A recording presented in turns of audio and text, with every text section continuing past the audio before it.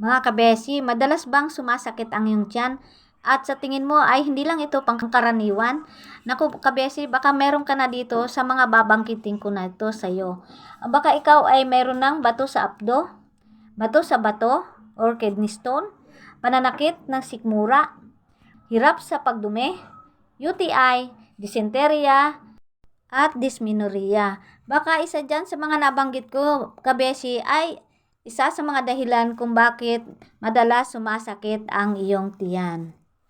Ang hirap niyan, kabesi, lalo na pag alam naman natin na hindi biro ang magkasakit. At hindi naman lahat ay kayang bumili ng gamot, di ba? Itong ibabahagi ko po sa inyo ngayon, sana po ay makatulong po ito sa inyo. Ito ay ang sampasampalukan, mga kabesi. Ito ay isang pangkaraniwang damo lamang na makikita natin sa mga bakanting lote. Ang halamang gamot na ito ay may taglay itong flavonoids, alkaloids, terpenoids, tannins, saponins at marami pang iba.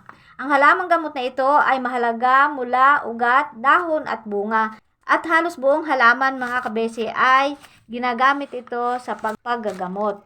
Ito ay pangkaraniwang nilalaga at pwede din itong nguyain at dikdikin.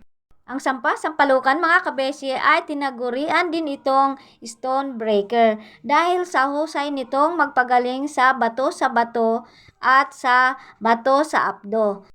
At mabisa din ito sa paninilaw ng balat at mata. Mabuti din po ito sa pananakit ng sikmura at ubo. At ito naman ang paraan kung paano gumawa ng tsaa.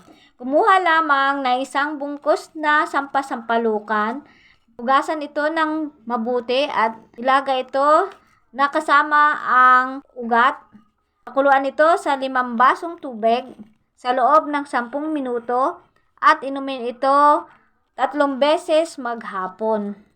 Mas mabisa, mga kabesi, kung iinumin nyo ito nang wala pang laman ang inyong sikmura.